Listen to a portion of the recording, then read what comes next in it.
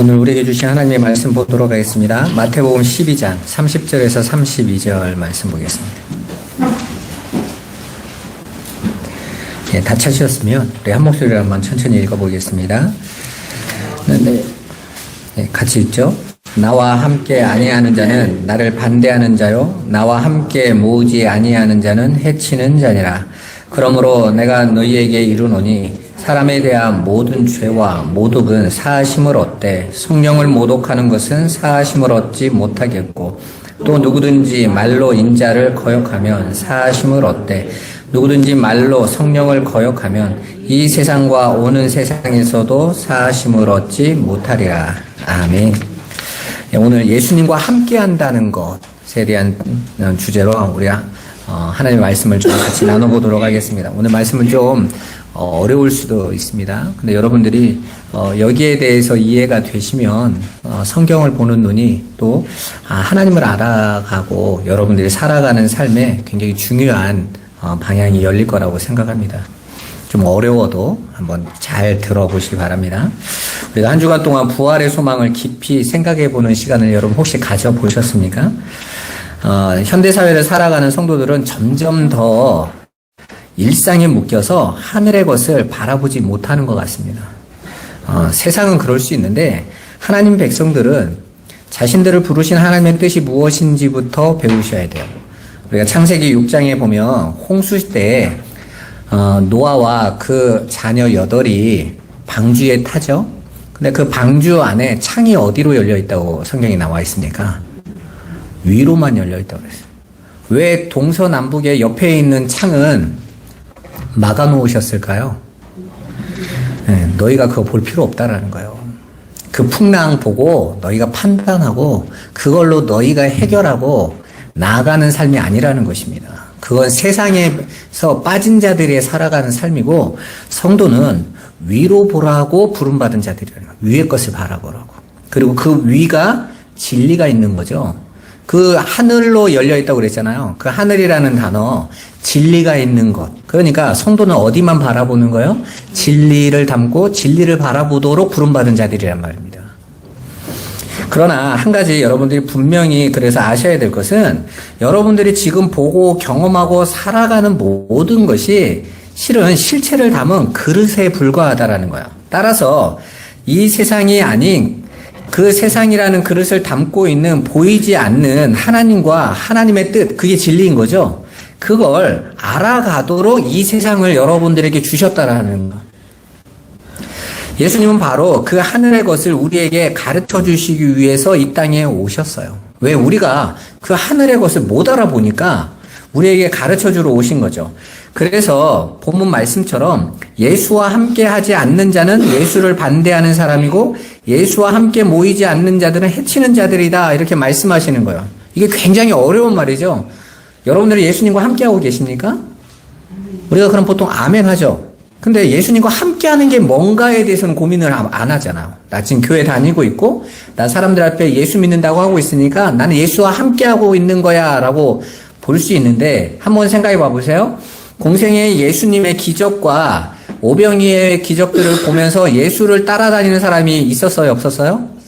어마어마하게 많았죠. 그죠? 오병이의 기적을 보고 5천이나 되는 사람들이 예수를 왕으로 삼겠다고 따라왔어요. 그죠? 심지어는 예루살렘에 예수 때문에 얼마나 많은 사람들이 돌아다녔는지 제사장들과 서기관들이 당황했다고요. 야, 이거 큰일 나겠는데? 쉽게 말해서 정권 바뀌겠는데? 이 정도의 고민까지 있을 정도로, 그래서 저 예수 없애야 되겠는데? 이 상황이 온 거잖아요. 그죠? 그렇게 예수를 따라다니고 예수를 믿는다는 사람들이 많았단 말이에요. 그런데 그들이 예수님께서 요한복음 6장에 보면 너희가 나를 따라오는 것은 무엇 때문에 따라온다고 그랬어요? 썩는 양식을 위해서. 먹고 배부르니까. 그 겉에 보여지는 거, 그것 때문에 나 따라오는구나. 그거 너희들 멸망하게 해. 그 말은 뭔 말이겠어요? 너희들 그걸로 나보고 나와 함께하고 있다고 생각하면 착각하는 거라는 거잖아요. 그러니까 우리가 예수와 함께한다라는 건 고민을 해봐야 되는 거예요. 많은 분들이 대부분 예수 믿으세요? 그럼 믿습니다, 이렇게 말을 해요. 그러면서 뭐라고 말하냐면, 그럼 예수님이 누구신데요? 그러면 왜 묻냐고 그래요. 내가 그냥 믿는다는데. 내가 교회 다닌다는데. 아니, 그러니까 교회 다니니까 예수를 아시냐고요. 그러더니 몰라도 내가 다닌다는데. 우리 목사님 말씀 잘 듣고 다니고 있는데 왜 시비냐는 거죠. 그러면서 날마다 하나님과 동행하고 싶다고 기도하고 있어요. 아니, 하나님이 동행하라고 예수님을 함께하게 하셨는데 그 예수와 함께하는 거 그냥 교회 다닌 건 줄 안다니까. 여러분, 오늘 예수님이 이렇게 말씀하세요. 나와 함께하는 것은, 이야기를 하면서 그 함께하는 것은 곧 그 다음에 등장하는 31절의 단어가 뭡니까? 성령에 대한 이야기가 등장을 해요. 그죠? 예수와 함께하는 것은 성령과 함께하는 건데, 그 성령은 또 뭘로 32절에 나오냐면 다시 인자의 말을 거역하면 사하시면 어때? 성령을 거역하면 이란 말은 뭔 말이에요? 그 진리의 말씀, 그 말씀을 거역하면, 거절하면, 모욕하면 영원히 사함받지 못해. 이렇게 지금 말을 하고 있어요. 그러니까 예수의 뒤를 졸로졸로 따라다니고 예수님이 이런 분이세요 하는 예수라는 어떤 한 개인의 훌륭함과 열심을 보여주라는 게 아니에요. 그 예수님은 마찬가지로 그릇으로 이 땅에 오셨단 말입니다. 그릇으로 오셔서 진리를 담고 오셨는데 그 진리의 내용으로 여러분들이 갖고 있지 않으면 그건 함께하는 게 아니라는 거예요. 그래서 예수님께서 당신과 함께하지 않는다는 표현은 예수님의 말씀과 그분이 가르쳐 주신 그 담고 오신 그 진리의 뜻을 알아듣지 못하고 따라가지 않는 자들에 대한 이야기를 말하고 있는 거란 말입니다. 여러분 봐보세요. 신천지 사람들이 누구 믿는다고 하죠? 예수 믿는다고 하죠. 그죠? 여러분 문선명 쫓아가는 통일교 사람들은 문선명 믿는다고 합니까? 예수 믿는다고 합니다. 그러니까 다 교회라고 이름을 붙여놨잖아요. 그죠? 여호와 증인은 누구 믿는다고 그래요? 예수 믿는다고 합니다. 천주교인들 누구 믿는다고 합니까? 예수 믿는다고 해요. 근데 예수를 믿는다라는 거, 예수와 함께한다라는 건 곧 예수가 전해주신 그 하늘의 그 진리, 그 내용으로 담아서 그 진리에 순종하고 나간다라는 거지. 그냥 어떤 우리가 행위와 노력으로 열심히 뭔가를 쫓아가고 있는 게 함께하는 게 아니란 말입니다. 생각해 보세요. 하나님은 영이신 분이세요. 영은 보이지 않는 거죠. 영이 보였다고 하면 이상한 사람인 거예요. 그래서 보통 안 보이는 게 보였다고 하면 오히려 그 사람이 뭐에 들렸다고 그러잖아요. 그죠? 유한한 인간에게 영은 감지가 안 돼요. 그 하나님께서 당신의 백성들에게 당신을 가르쳐 주시기 위해서는 그럼 어떻게 하셔야 되겠습니까? 감지도 안 되고 있는지도 모르고 보이지도 않는데 그러면 무엇으로 가르쳐 주셔야죠? 그 영원하신 하나님, 그 충만하신 그 하나님을 아무도 알 수 없는데 그 하나님이 당신을 드러내서 가르쳐 주려면 어떻게 해야 됩니까? 이 유한한 세상에 있는 재료들로 가르쳐 줘야 되잖아요. 그죠? 왜? 보지 못한 건 이해할 수가 없으니까. 말 그대로 한 500년 전에 우리나라에서 사자를 얘기하면 알아듣겠어요? 저 아프리카에만 있는 사자라는 동물을 말하면 못 알아듣겠죠. 왜? 본 적이 없으니까. 그런 걸 봐야 인식을 하는데 보지 못하면 인식이 안 된단 말입니다. 그런 건 거짓말이에요. 누구 말대로 귀신 씨나리 까먹는 얘기인 거죠. 우리나라에 처음에 전기가 없었을 때 우리나라 고종이요 미국에 특사를 파견했다고요. 가서 배우고 오라고. 사절단이 미국을 가고 깜짝 놀랐죠. 밤에 거리가 훤한 거예요. 전기불이라는 게 처음으로 있는 걸 본 거죠. 이 사절단이 뭐라고 한 줄 아세요? 도깨비불이라고 그랬어요. 도깨비불. 우리는 밤에 뭐가 이렇게 빛나는 게 다니면 도깨비불인 줄 알았잖아요. 근데 온통 도깨비불이 펴져 있는 거예요. 미국에 동물이 그렇게 많더라. 도깨비들의 세상인가 보다. 못 알아보는 거예요. 얼마나 놀랬겠습니까? 그런데 지금은요. 그 전기불을 보고 도깨비불이라고 여기는 사람이 한 명도 없어요. 왜? 그 전기를 우리가 봤으니까 그 불을 보고 있는 거니까 옛날에는 있을 수도 없는 거니까 그게 뭔지도 상상조차도 안 됐지만 보고 나서는 어떻게 되는 거예요? 다 이해를 하는 거죠. 마찬가지예요. 하나님께서 그 무한하신 하나님을 우리에게 설명하시기 위하여 유한한 존재들이 지금까지 보고 듣고 알고 있던 것을 바탕으로 가르쳐 주세요. 그래서 하나님은 항상 땅의 것을 모형으로 사용해서 하늘의 것, 하나님 당신을 설명하시는 거예요. 그래서 이 세상에 보이는 것들, 그게 진짜가 아니란 말입니다. 그건 진짜를 설명하기 위한 땅에 있는 재료들인 거예요. 근데 그걸 진짜처럼 여기고 그게 정말이다라고 여기면 그건 하나님을 오해하는 거고 오히려 그 말로 망하는 거란 말입니다. 히브리서 8장 5절을 한번 봐보세요. 같이 한번 읽어보도록 하겠습니다. 그들이 섬기는 것은 하늘에 있는 것의 모형과 그림자라. 모세가 장막을 지으려 할 때 지시하심을 얻은 바 같으니 이르시되 삼가 모든 것을 산에서 내게 보이던 본을 따라 지으라 하셨느니라. 자, 히브리 사람들이 유대인들이 1500년 동안 섬기던 게 있어요. 그게 뭐죠? 성전이에요. 그렇죠? 성막과 성전이잖아요. 그런데 오늘 히브리 기자가 뭐라고 말하냐면 그렇게 열심히 섬기는 그 성전, 그거 모형과 그림자야. 그게 진짜가 아니라는 거죠. 그러면 진짜가 아닌 것을 계속 섬기면 어떻게 되는 거예요? 그리고 그게 전부인 것처럼 나오면 어떻게 되는 거죠? 오히려 그걸로 심판받는 거예요. 내가 언제 그 얘기했어? 그러니까 여러분 봐보세요. 하나님께서 실컷 솔로몬이 성전을 지었을 때 내가 영원히 너희와 함께 하겠다고 거기에 내 발등상 삼겠다고 하셔놓고 정작 내가 그런 건물에 묶여 사는 존재야? 또 이렇게 말씀하세요. 하나님 마음이 그 화장실 갈 때 다르고 나올 때 다른 것처럼 그런가? 이런 얘기를 하고 있는 게 아니에요. 그 모형인데 그 모형이 진짜로 여기고 거기로 가면 안 되는 거야 라고 말씀하고 계시는 거죠. 그래서 오히려 유대인들이 열심히 성전 섬겼더니 하나님이 진노를 하세요. 누가 그거 하래? 이렇게 말씀하신단 말입니다. 그게 뭔 말인지를 이해하셔야 왜 성경에서 어떤 때는 이러라고 해놓고 그거 하고 있는데 그거 하지 말라고 말하는 것 같고 이게 도대체 하나님께서 왔다 갔다 횡설수설하시는 하나님이신가? 라고 잘못 착각할 수 있단 말입니다. 자, 봐보세요. 여러분, 이게 바로 그 말이에요. 앞에서 말한 것처럼. 이 땅의 것으로 순서와 질서를 가지고 그 땅에 있는 것들은 하늘을 설명하는 것들이에요. 그것을 가르쳐서 헬라어로 코스모스 이렇게 불러요. 이 코스모스라는 단어는 원래 질서, 차례 이런 뜻인데 그거 우주라고도 하고 그걸 세상이라고도 해석을 하지 않습니까? 그러니까 이 세상, 이 우주는 하나님께서 당신을 드러내기 위하여 질서와 차례를 가지고 순서대로 하나님을 드러내도록 만들어내 놓은 거라는 거예요. 이 땅의 만물들은.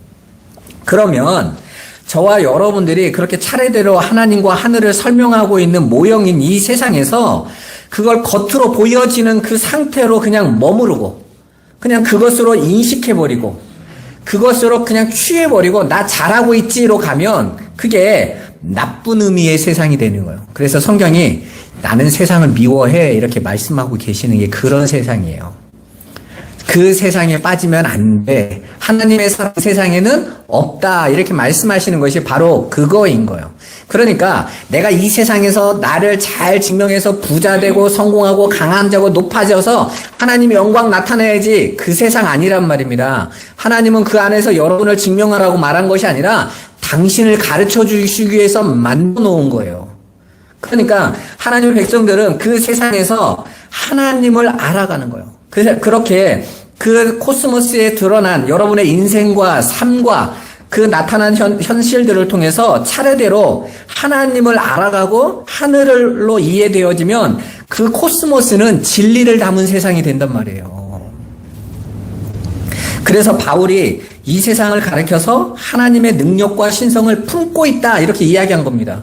그러니까 세상에서 여러분들이 잘만 활용하면 세상에 성공할 수 있는 하나님의 능력과 신성이 있으니까 그거 붙잡고 나아가자 이런 얘기를 하는 게 아니란 말입니다. 하나님을 드러내고 있는 거라고요. 그러니까 모형으로서의 세상은 그 자체는 실상이 아니기에 드러날 때 마지막 날에는 당연히 사라지겠죠? 여러분 아파트를 다 지으면 아파트 앞에 제일 먼저 허 벌판에 지었던 모델하우스는 어떻게 합니까? 치우죠. 왜요? 더 이상 그것을 보여줄 필요가 없어요. 왜? 뒤에 실체가 다 만들어졌으니까. 그럼 앞에 있는 거 치워버리는 거예요. 마찬가지예요.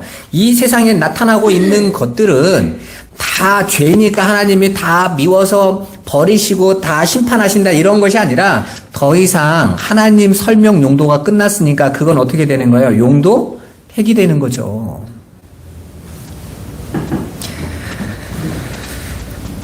따라서 그 하나님 앞에서 담고 있는 진리의 측면에서 볼 때 그게 악한 것이 아니라는 거예요. 뭔가를 설명하기 위한 껍데기고 그릇인 것입니다.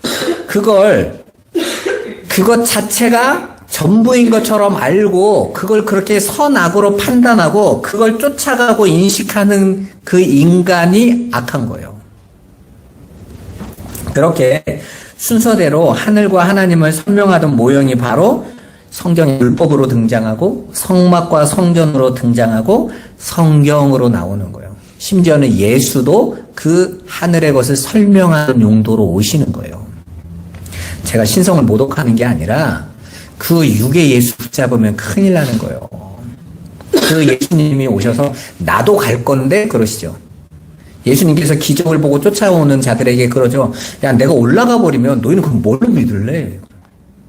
그러고 나서 하신 말씀이 뭐예요? 내 안에 담긴 이 영으로 너희가 생명을 얻는 거지.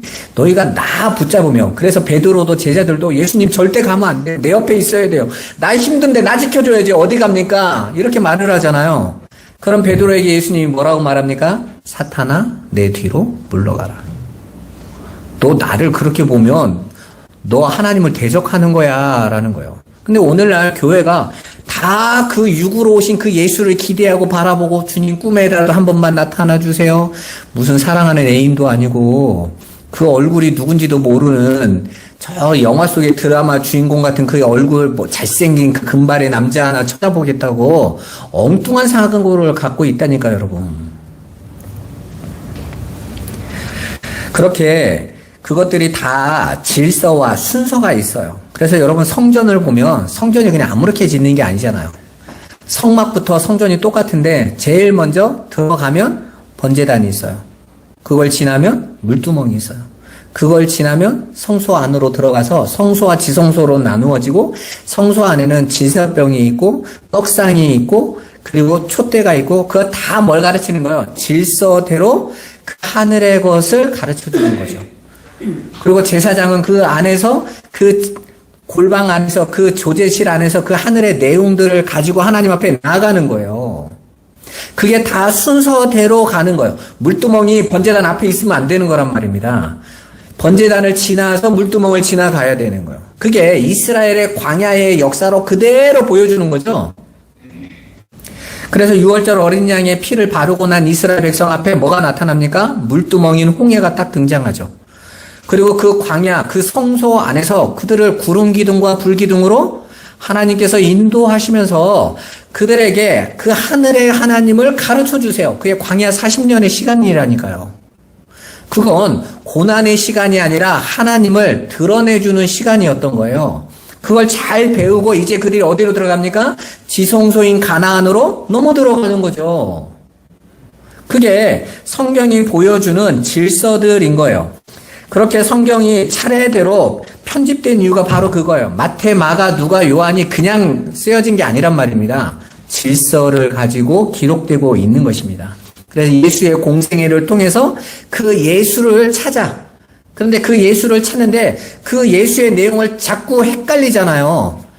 그런데 마지막 요한이 그분이 누구라고 딱 정의해서 내놓죠. 요한복음에 사랑이다. 이렇게 딱 표현해서 드러내시지 않습니까? 그래서 요한은 세 복음서 마태, 마가, 누가와 전혀 다른 관점으로 성경을 기록하죠. 진리의 내용을 가르쳐 준단 말이에요. 우리가 요한복음을 말해봤지만 그 요한복음 마태, 마가, 누가가 전했던 말과 전혀 다른 내용들이 막 기록되어져 있죠. 그 하나님의 그 사랑으로 우리에게 전해주는 거예요. 그러니까 마태, 마가, 누가라는 그 말씀 안에서 저와 여러분들이 이 인생 속에서 뭘 깨달아야 되는 거예요? 하나님의 그 사랑을 마음으로 담는 거예요. 그래서 예수님께서 마지막에 율법의 5을 넷으로 주셨다고 그랬잖아요. 그죠? 그래서 제가 그게 마태, 마가, 누가, 요한이 담고 있는 내용이라고 그랬죠. 그렇게 저와 여러분들이 그 성경 안에서도 그 질서를 잘 보고 확인하시면 돼요. 서신서는 그것들을 잘 여러분들에게 가르쳐주고 펴서 내용으로 전해주고 있는 내용들이니까. 그래서 그걸 가르쳐서 코스모스라고 한단 말입니다. 그래서 이 헬라어 코스모스라는 단어 앞에 호라는 관사가 붙으면요, 성전이라고 해석을 해요. 히브리어. 그래서 옛 성전을 가리켜서 호 코스모스 이렇게 된다고요. 그래서 그 옛 성전이 이제 하늘의 성전으로 이해되어지면 그 이해된 자들에게는 그들이 하늘의 성전이 되는 거예요. 창세기에 태초에 하나님이 천지를 창조하셨다라고 말씀하실 때 그 하나님이 하늘과 땅을 하나님을 설명하기 위해 창조하셨다라는 말이에요. 그러니까 이 우주와 이 세상 전체가 다 거대한 뭐죠? 성전, 세상인 거예요. 그러면 그 안에 성전 안에서 우리는 뭘 배우는 거죠? 제사장들만 성전 안에 들어가서 배우는 것처럼 그들만 하나님을 내용으로 깨달아 알고 있는 거예요. 비밀로.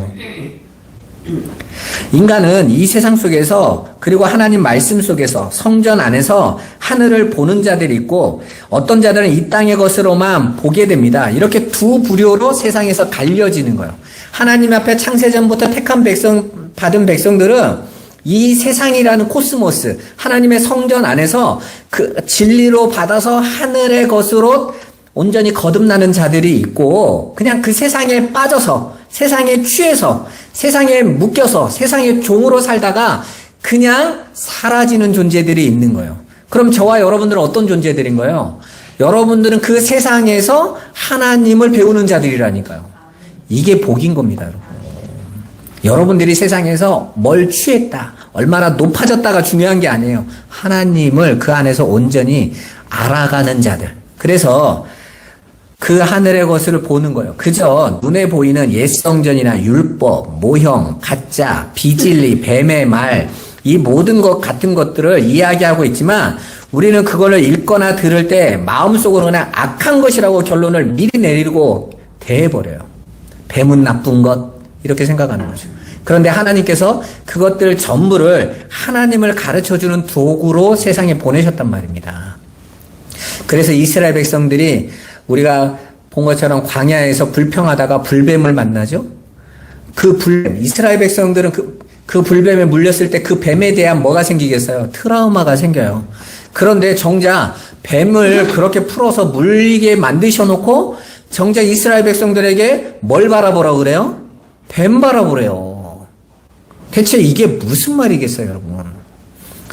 하나님께서 뱀에 물려서 다 고통받고 죽어가는 상태에 던져놓으시고 정작 장대에 또 뱀을 달아놓고 뱀 바라보면 산다 그러면 바라보겠어요, 여러분? 안 바라보죠, 아무도. 누구만 바라봐요? 택한 자들만 본단 말이에요. 그리고 그 뱀에게서 누구를 봅니까? 하나님의 진리를 보는 거예요. 여러분, 왜 성경에서 뱀 이야기가 등장하고 그리고 양 이야기가 등장하고 그리고 왜 소 이야기가 등장하고 있는지 아세요? 원래 그 성경이 제일 먼저 주어진 자들이 누구죠? 문자를 통해서? 히브리 사람들이에요. 그죠? 그 전까지는 문자가 없었어요. 하나님이 제일 먼저 문자를 주시고 가르친 게 히브리 사람들인데 그 전까지 히브리 사람들이 어디에 있었습니까? 이집트에 있었죠. 이집트가 가지고 있는 신화 안에 라라는 원래 신이 이 세상에 양의 형상으로 와요. 그리고 그 신을 수호하는 그 옆에 수호자가 뱀의 형상을 입고 온다고요. 그런데 그 양이 라가 그 뱀 형상을 가진 수호자에게 뭐라고 말하냐면 너는 저 땅에 내려가서 뱀을 죽여라 이렇게 말한다고요. 그리고 양신이 올라가요. 그리고 이 땅에 그 뱀신으로 남아있는 자가 땅에서 옓뱀을 죽여버려요. 그리고 그 세상을 그 양신의 수호자인 뱀이 세상을 수호하는 모습으로 갖고 있어요. 그리고 그 수호자의 대리인인 이집트의 파라오가 머리에 관에 뭘 쓰고 있던가요? 클레오파트라랑 보면 관이 뭘로 돼 있어요? 뱀으로 달려져 있잖아요. 뱀. 그죠? 그래서 이집트 문자에 뱀들이 나오는 거예요. 그래서 자기는 뱀으로 그 라라는 신의 수호자로 있다. 이게 이집트 사람들은요, 그 안에서 계속 그 신화와 창조 속에 살던 사람들이잖아요. 근데 이스라엘 백성 거기서 430년을 살았어요. 그러면 이스라엘 사람들 그 사고로 살았을까요? 안 살았을까요? 당연히 살았겠죠. 그래서 하나님께서 그래 너희가 그거 아는 걸로 가르쳐야 되잖아. 전혀 엉뚱한 걸로 말을 하면 못 알아들으니까 양 얘기, 뱀 얘기로부터 시작을 하시는 거예요. 왜? 깨닫게 하시기 위하여. 그래서 이스라엘 백성들이 그 하나님 앞에서 자신들을 인도해 가시는 하나님을 할 때 뭘로 만들어놔요? 송아지, 소로 만들어 놓죠. 그러니까 하나님께서 또 소로 가르쳐 주시는 거예요. 그래서 베세메스로 올라가는 소 이야기가 또 등장하는 거예요. 하나님은 우리의 인간의 한계 안에서 우리를 경험하고 가르쳐서 그 진리의 하늘의 것으로 보여주시기 위해서 오신 분이니까 그 모든 것들을 사용하는데 우리는 그냥 보여지고 나타나는 현실과 현상에 그냥 묶여버리며 거기에 빠져버리는 거예요. 예수 믿어 건강하고 예수 믿어 성공하는 게 복음이 아니란 말입니다. 그것들은 하늘의 것을 가르쳐주는 모형들이니까 우리는 그것들 안에서 이제 하늘의 것으로 나아져야 되는 거예요. 그걸 아들이다 이렇게 말해요. 진리로 나아진 자들. 그래서 예수님이 이 땅에 내가 아버지 아들이야 라는 말은 그 나라에서 하나님께서 아버지가 있고 아들이 있고 이런 뜻이 아니라 진리란 뜻이에요. 진리. 자, 그런데 예수님은 당신을 옛 성전이라고도 하시고 그 성전을 헐라고도 하셨죠. 정작 자신이 성전이라고 하셔놓고 또 헐어버리래요. 그렇게 옛 성전과 당신을 동일시하신 후에 뭐라고 말씀하시냐면 요한복음에 내가 이 성전을 헐어라. 내가 사흘 동안에 다시 일으키리라 이렇게 말씀하세요. 여기에서 사흘 동안이라는 단어가 아니에요. 그 단어 세 번째 것으로 내가 세 번째 성전으로 일으키리라 부활하리라 이런 뜻이거든요. 그러니까 예수님께서 당신을 가르쳐서 뭐라고 말하면 내가 성전인데 첫 번째 성전은 그냥 지어진 성전이라고 그랬죠. 구약에 이스라엘 백성들이 솔로몬 성전으로 지었잖아요. 성전을 건물을 보여지는 거. 그런데 그 성전은 하늘과 하나님을 설명하는 거라고 그랬어요. 그런데 이스라엘 백성이 그 지어진 성전 안에서 하나님을 못 알아봐. 왜? 가르치는 자가 없으니까. 그래서 또 하나님께서 이번에는 말하는 성전으로 예수님이 오셨죠. 그래서 당신을 성전이라고 하신 거예요. 두 번째 성전이에요. 오셔서 이제 하늘의 진리를 이제 말을 시작했네? 알아들어요? 못 알아들어요? 못 알아들어요. 왜요? 그 하늘의 것을 어떻게 알아들어, 이 사람들이. 그냥 보여지는 것으로만 알아듣지. 그러니까 예수님을 봤을 때도 예수님의 겉모습으로 예수님을 판단해요. 야, 나사렛에서 무슨 선한 게 나오겠어. 저 목수의 아들 아니야. 그 형제들이랑 우리가 다 아는데 저 배운 것도 없어. 가진 것도 없어. 별 볼 일 없어. 그런데 지가 무슨 이렇게 나오는 거잖아요. 그 보여지는 것 안에서. 그러니까 그 보여지는 것으로만 보지 예수님이 전하시는 그 영으로 생명으로 진리로 전해주는 건 못 알아듣더라는 거예요. 그런데 예수님 뭐라고 말씀하십니까?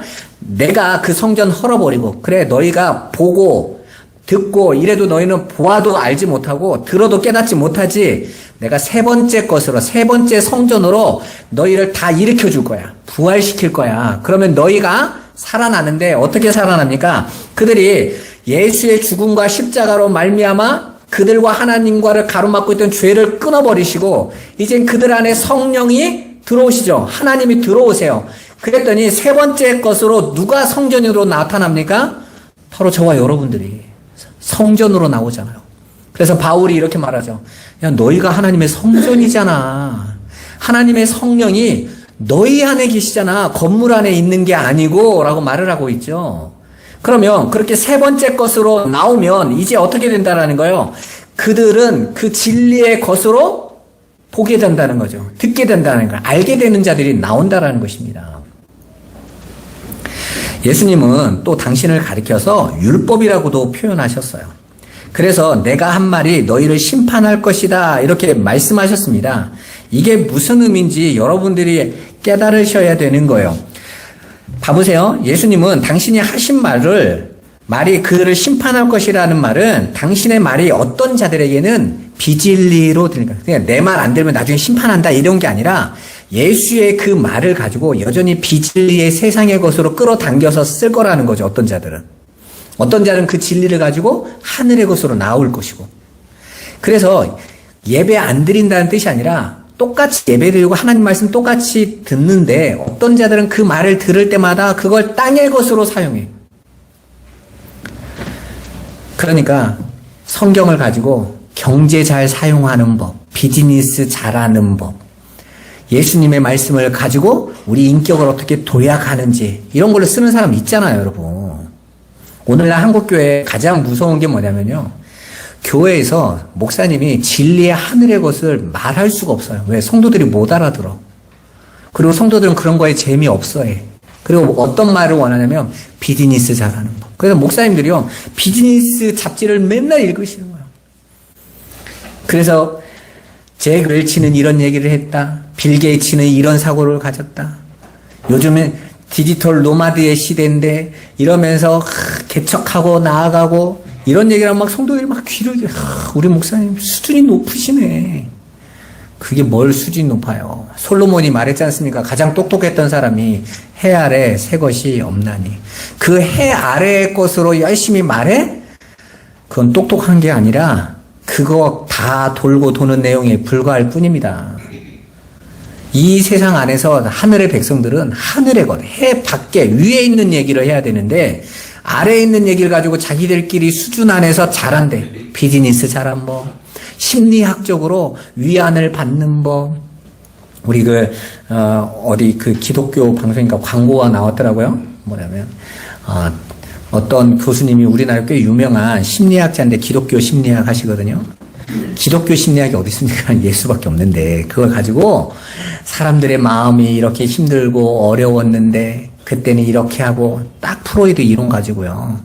성경을 딱 끌어와가지고 거기에 막 믹서해가지고 성경 말씀 매칭 시켜가지고 저는 그거 이단하고 똑같다고 생각해요.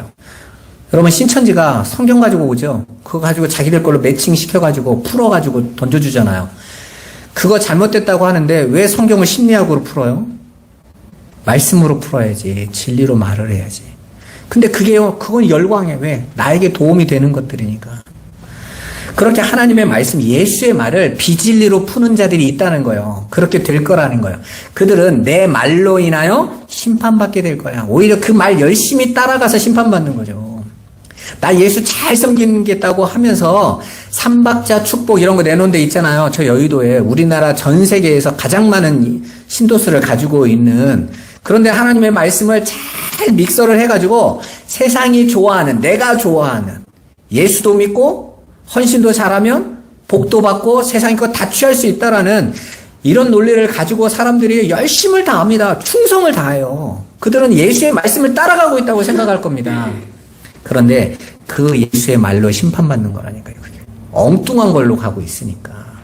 그러니까 세상에는 그렇게 예수님의 그 진리를 비진리로 가지면 그냥 그 말씀을 표피적으로 듣고 성경에 있는 그 내용을 예수 믿어 나타난 기적과 오병이어 병고침 이런 거 그냥 표피적으로 보는 거잖아요. 그러면 예수 믿으면 성경대로 봐라. 기적도 일어나지. 그리고 사람도 살아나지. 병든 것도 낫지. 너도 그럴 수 있어. 이렇게 말을 하면 그건 표피적인 내용에 불과한 거예요. 그거 달라고 예수님을 따라갔던 자들에게 예수님이 썩는 양식을 유행하여 일하지 마라 라고 말씀하셨잖아요. 그거 너희들 계속 그거 따라가면 멸망케 하는 양식이라고 그랬죠. 육으로 오신 예수의 행정만 쫓아가는 거예요. 기적, 신비, 능력 등등 예수를 이 세상 차원에서 육신의 것으로 옛 성전으로만 인식하는 어떤 이들이 있을 거라는 말입니다. 그렇게 주님 말씀을 곡해하여 적용하는 자들에게 심판의 근거로 예수가 사용되는 거예요. 그러니까 그들이 우리가 막은 것처럼 우리가 예수 이름으로 귀신도 내쫓고 예수 이름으로 능력도 행하고 예수 이름으로 선지자 노릇을 했습니다. 목사까지 했어요. 예수님이 뭐라고 말합니까? 나는 도저히 너희를 알지 못한다. 너희는 불법을 행하고 왔구나. 너희가 내 말을 가지고 다른 것으로 너희의 이익을 위하여 쓰다 왔구나. 그거예요. 그러니까 그 예수의 말을 잘 만들어서 멋지고 화려하고 세상에 인정받는 교회를 짓는 게 중요한 게 아니라 그 예수를 진리로 전하는 게 중요하단 말이에요. 그런데 그 진리를 전하면 세상이 못 알아들어요. 자기 백성만 알아듣는단 말이에요. 거기에서 애통함과 심령의 가난함이 터져 나오는 거예요. 내가 그 말이, 그 진리가 안 들리는데 내가 그 진리를 들었어. 그 진리를 들은 자들이 어떻게 하겠어요? 그 진리를 어떻게 말아낼 수 있겠습니까? 그래서 제가 엉뚱하게 듣고 행하는 것보다 안 하는 게 낫다라고 말하는 거지, 그건 하지 말라는 말과는 다른 말인 거예요. 가서 엉뚱한 거 전하지 말라는 건데, 우리 이번에 최승희 집사님처럼 왜 전도 안 하냐고, 내가 전도 안 하신다는 말이 아니잖아요. 10년째 말을 하고 있는데 또 오신 분들은 꼭 그런 얘기를 해요. 엉뚱한 거 하지 말라는 거죠. 엉뚱한 거 길에 가서 호떡 꿔주면서 교회 오면 호떡도 꿔주고 이런 거 말하지 말라고, 진리만 전해보자고 말하는 거 아닙니까? 여러분 한번 봐보세요. 전도를 하고 안 하고가 복과 성공과 하나님이 주시는 이 세상의 것을 부어주시는 도구가 되어지면 그건 이미 전도라는 것은 수단이 되는 거예요. 내 이익을 추구하는. 그게 아니라 저와 여러분들이 하늘의 진리가 보여졌다고 한번 생각해 봐보세요. 내가 지금까지 모르고 있었던 진리가 이거였네. 나를 부활의 소망으로 새롭게 살리셔서 나를 이제 그 하늘의 자리로 나로 이미 올리신 거네. 하늘의 왕으로 세우신 거네. 그럼 이 땅에 있는 이 보여지는 이 모형들은 다 깨지고 부서질 건데 우리가 계속 이거에 묶여서 울고 웃고 살아가고 있었구나. 그런데 아직은 여기 묶여 있겠지. 그런데 나는 이미 하늘의 것으로 하나님이 주신 약속 안에 서 있으니 얼마나 기뻐. 그런데 내 이웃이 그걸 몰라. 예수를 믿는다고 하는데 엉뚱한 심리학으로 그냥 마음의 위로 정도로 세상의 성공에 취해서 그거에 빠져 있어. 그런데 예수의 말로 심판받겠어, 이 사람 지금. 그럼 어떻게 돼요? 불 붙지 않겠어요, 여러분 마음에? 내가 말을 하지 않겠다고 하면 내가 불 붙는 것 같아서 바울이 그러잖아요. 저 사람 지금 예수를 엉터리 것으로 가지고 가고 있는데 이거 어떻게 해? 불 붙는 것 같아서 내가 견딜 수가 없어. 복음은 그래서 전하는 거예요. 그거 아닙니다. 그 예수 아닙니다. 우리 김규영 선교사님이 그러시더라고요. 라오스에 갔더니 이분들이 온통 예수를 무당, 박수, 부적처럼 쓰고 있다는 거예요. 그래서 가서 그거 아닌데. 그래서 그 복음을 전하는데 어떤 사람들은 뭔 말하는 거예요. 목사들이. 제가 우리 김기용 선교사님한테 얘기했거든요. 성도한테는 가르칠 필요 없어요. 왜? 한 번 집회에서 가르쳐줘 봤자 아무 상관이 없어. 결국은 목자가 가르쳐서 양을 키우는 거지 안 되는 거니까. 그래서 목사님들과 모였는데 목사님들 중에서도 말씀을 듣고 자기들끼리 토론하면서 뭐라고 하냐면 처음 들어본 말인데 이게 뭔 말이야? 그냥 성경에 지금까지 읽는 대로 예수 믿어 기적 보고 병 고침 낫고 이렇게 오고 있다가 그거 아니라는 말은 그럼 우린 지금 뭐 한 거야? 그러면 어떤 사람은 난 이게 좋아. 난 그냥 이대로 갈래. 이렇게 하면 다 알아듣는데 왜 저렇게 나도 어려운 말을 어떻게 설명해? 이런 사람들이 있고 야 근데 맞는 것 같아 이 말씀이. 이 땅의 것이 아닌 것 같아. 이런 사람들도 나오는 거예요. 우리가 지금까지 잘못 믿은 거라면 그건 예수 믿는 거 아니잖아. 이런 사람들로 나오는 거죠. 근데 그게 마음을 타게 하는 거예요. 그리고 우리 김경훈 선교사님 요즘 사람들이 방해 때문에 복음을 못 전하고 있는 게 있는데 그게 속상해가지고 자기 안 해도 되는데 그러면 그 오신 다른 분들이 그 복음 좀 전해줬으면 좋겠는데 와가지고 맨날 놀아주고 선물 주고 이러면서 자기 보고 도와달라고 해서 같이 도와주면서 선교사님, 이 아이들 이렇게 많은 애들 데리고 체육대회 하고 밥 주고 선물 주는 것보다 예수를 한마디라도 말을 해야죠. 예수를 전해줘야죠. 그랬더니 여기는 공산주의 아닙니까? 아니 그럼 뭐 하고 있는 겁니까? 우리는 조용히 주께서 하시기를 기다리는 거예요. 그럼 NGO 하지. 뭐하러 해 그걸. 혹시 하다가 쫓겨날까 봐. 이게 지금 라오스에 김규영 선교사님 처음 들어갔을 때보다 한 4배 선교사님들이 많이 왔대요. 중국에서는 다 쫓겨나가지고 온 거예요. 이분들은 그러니까 쫓겨나는 트라우마를 갖고 있어. 그러니까 안 쫓겨나려고 하는 거예요. 그냥 여기 라오스에 선교하고 있다고 해서 한국교회에서 지원받고 이러는 게 목적인 거죠. 그냥 맨날 오면 나눠주고 이러고 그냥 예수를 단 한 번만 말도 안 하고. 그러니까 그 안에서 우리 김규영 선교사님 미치려고 하는 거예요. 아니, 추방당하면 되지. 죽으면 되지. 아니, 그러면 우리가 뭐 하러 왔어요, 여기를? 그냥, 멀리 봐야 된다. 뭘 멀리 봐. 그러니까 다들 그 하늘의 진리를 내용 모르면요, 그냥 구제해주고, 도와주고, 오히려 라오스 목사님들을 더 잘못된 길로 가게 하는 거예요. 용돈 쥐어주고, 이 목사님들이 이제는 성도들보다 선교사님들이 한 번씩 와가지고, 한 달에 한 번씩, 우리나라 거로 달러로 한 100달러, 200달러씩 후원해주면요, 한 4-5분이 한 목사를 잡고 도와준대요.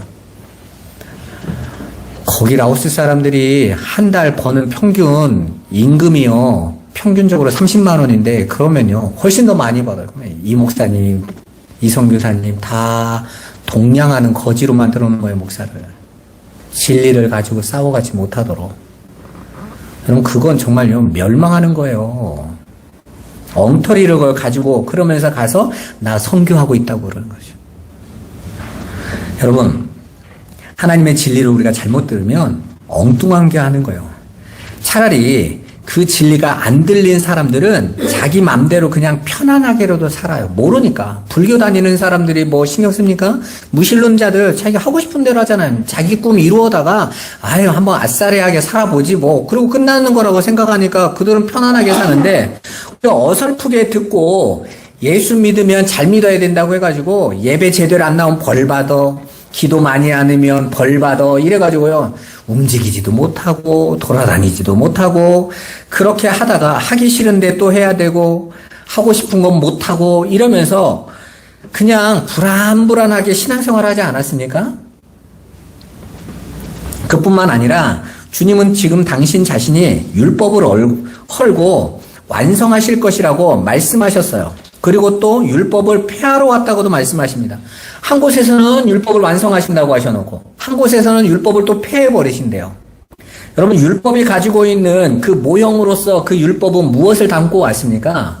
바로 하나님을 담고 온 거예요. 근데 그 하나님의 거룩하심 앞에 우리는요, 그냥 티끌과 아무것도 아닌 존재인 거예요. 그래서 율법은 우리의 죄를 드러내는 거라고 그랬죠? 그 전능하신 하나님과 그 앞에 서 있는 우리는 아무것도 아님을 드러내는 거예요. 그러면 그 완전하신 하나님 앞에서 우리는 절대로 함께 하나가 될 수 없는데 어떻게 하나가 될 수 있어요? 바로 그 율법을 완성하러 오신 분, 율법이 더 이상 우리로 하나님과 우리의 거룩을 끊어내지 못하도록 예수님께서 당신의 피로 완성해 버리신단 말이에요. 그래서 화목하게 하시는 거예요.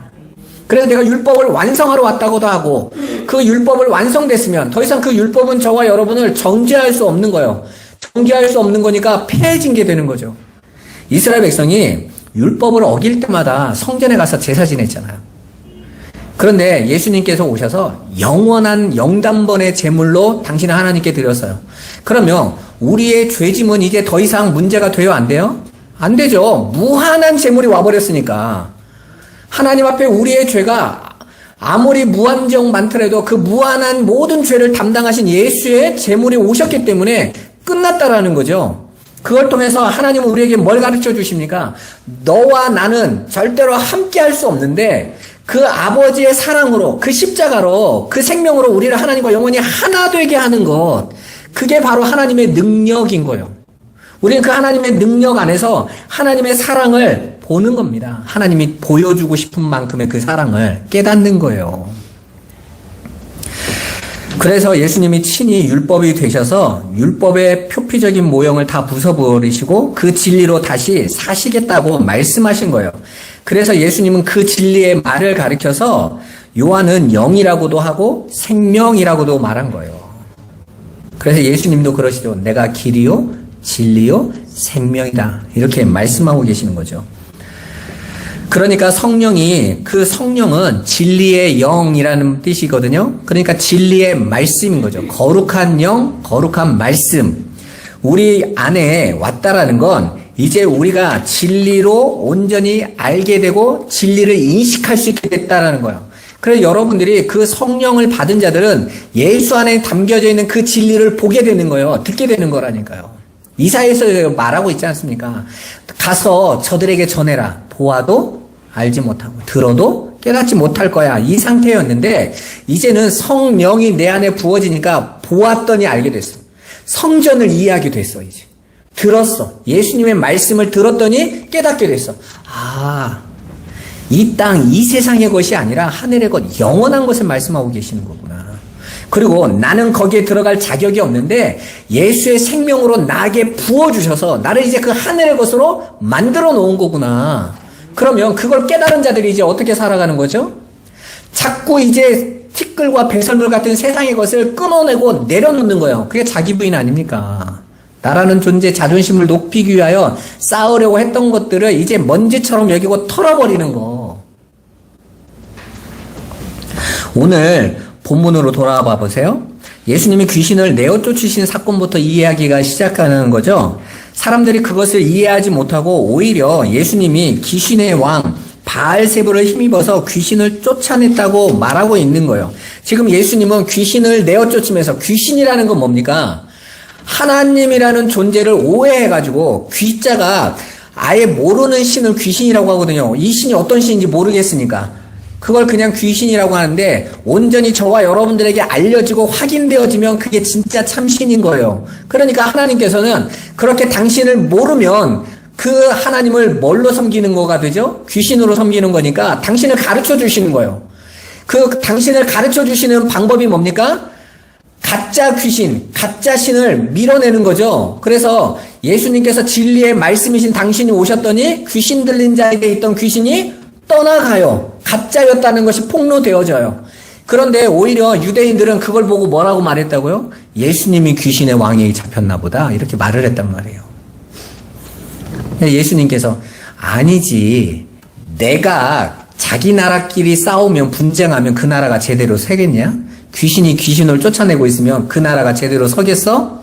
그러면 내가 귀신을 쫓아내고 있다는 건 내가 누구라는 거예요? 내가 참신이란 뜻이잖아요. 여호와라는 거잖아요. 그러면서 너희가 나와 함께하지 않으면 나를 반대하는 자고, 나와 함께 모으지 아니하는 자는 해치는 자는 흩어버리는 자다. 그러니까 내가 가지고 있는 이 진리의 내용을 깨닫지 못하면 너희는 나를 반대하고 해치는 자들이니까 그들은 어떻게 된다는 거예요? 심판받는다는 거죠. 그 진리의 내용 안에서 갖지 못하고 그냥 껍데기로만 살아가면 안 된다는 것입니다. 오늘 본문 31절 32절에 30절에 예수와 함께하지 않는 것을 성령을 모독하고 거역하는 것이다 라고 말을 해요. 31절에 사람에 대한 모든 죄와 모독은 사하심을 얻는다 라고 선언하셨어요. 누가 사하세요? 하나님이 그건 사하신다라는 것입니다.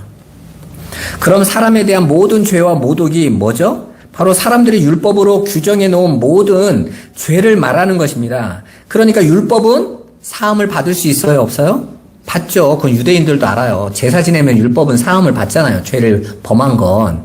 그런데 예수님께서 그 율법으로 드러난 그 죄들을 어떻게 하세요? 예수님께서 십자가로 다 해결해 버리세요. 그러면 그건 사함 받는 거잖아요. 그러나 성령을 모독한다라는 거. 여기서 성령이라는 단어는요, 푸뉴마거든요.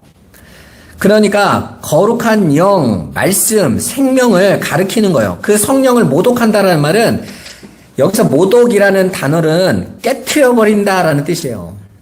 진리를 부숴버리는 거. 그렇게 하나님의 진리의 말씀을 무시하고 부숴버리면, 그거 아니야 라고 해버리면 그건 절대로 사함받지 못해 라는 거예요. 그러면 성령이 오셔서 우리에게 가르쳐 주시는 진리의 내용이 뭐죠? 예수의 십자가가 진짜다 라는 거죠. 그것만 완전한 거다.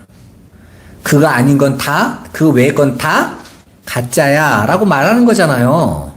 그래서 완전한 대로 나아가라는 것은 너희가 그 십자가의 은혜만 붙잡아라 라는 의미라고 그랬잖아요. 성령이 그 이야기하고 있는데 그 성령의 말을 모욕해버리면, 아니 그거 부족하죠. 내가 더 해야지. 그 안에서 내 거 의를 더 쌓아야지.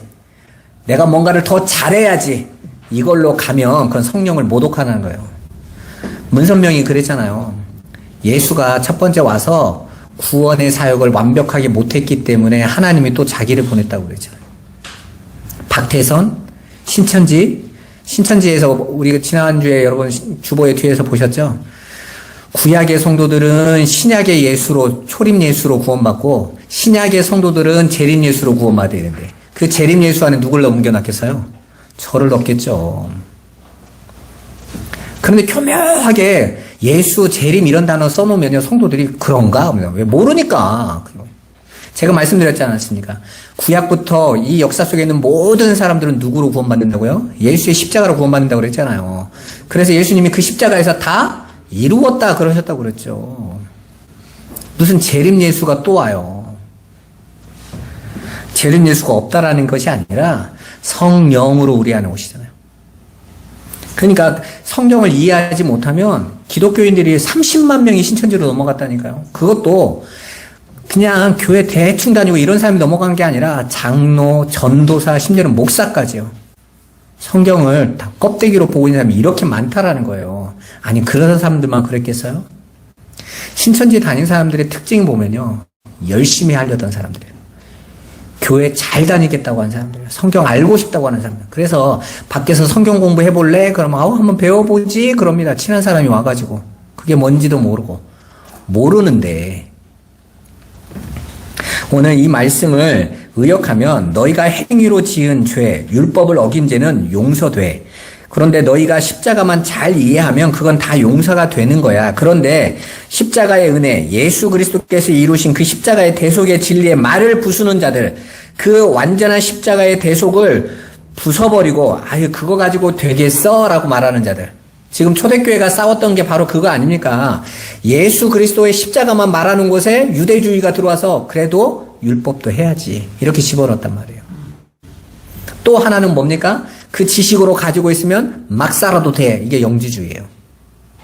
그런 자들은 어떻게 한다고요? 절대 용서받지 못한다. 그건 성령을 모독하는 거야.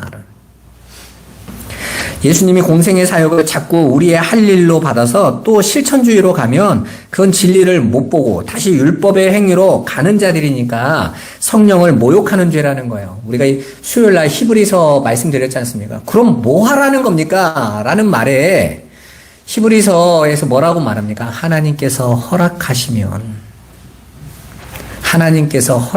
자들에게 하나님께서 주시는 그 모든 것들이 하게 되는 것이고 그 우리가 하나님께 드리는 그 모든 헌신과 이것들이 하나님이 받으시는 거라고 그랬잖아요. 그러니까 여러분들이 그 진리 안에 서서 진리로 나가기를 힘쓰셔야 된다고. 오히려 저와 여러분 하나님의 말씀을 들을 때마다 왜 하나님 나에게는 그 진리가 희미하게 들립니까? 저게 내 안에 왜 이렇게 답답함으로 나옵니까? 하나님 나에게 진리를 담아주세요. 내가 예수 그리스도 안에서 정말 자유를 누리게 해주세요. 그리로 가야 되는 거예요. 그렇게 심령의 가난함과 애통함이 저와 여러분 터져 나와야 된다고요. 그냥 교회 좀 다니고 주일날 예배 좀 가고 이게 아니라 여러분들 하나님의 말씀과 함께 오늘같이 예수님과 함께하는 것이라는 말을 들으면 놀라셔야 돼요. 당황하셔야 되는 거예요. 내가 지금 뭐 하고 살아가고 있지? 내가 그냥 일상에 그냥 뿌리 내리고 세상에 취해 살아가고 있는 거 아닌가? 라고 고민하셔야 되는 것입니다. 여러분, 사단은 그렇게 저와 여러분들 안에서 거짓의 것을 자꾸 보고 가게 만드는 거예요. 싸우셔야 됩니다. 기도하셔야 돼요. 말씀 안으로 더욱더 들어가셔야 되는 거예요. 여러분이 예수님과 함께하고 계심을 다시 한번 확인해 보시고 그 하늘의 것을 향하여 여러분은 부지런히 진리 안에 복종케 하는 삶으로 가시기를 주님의 이름으로 축원합니다. 기도하겠습니다. 살아계신 하나님, 예수님과 함께 한다는 것을 우리는 그냥 교회에 다니고 또 봉사하고 헌금하고 그런 거라고 여기고 있지는 않을지 돌아보게 하여 주옵소서. 우리에게 진리로 열어주신 주님, 그 진리의 말씀인 성령 안에서 우리가 깨닫고 생각나고 알게 하셔서 그 십자가 안에 담기신 그 하늘의 언약을 온전히 깨닫고 믿음으로 이제 부활의 소망을 가지고 나아가도록 우리 성도들을 축복하여 주옵소서. 예수님의 이름으로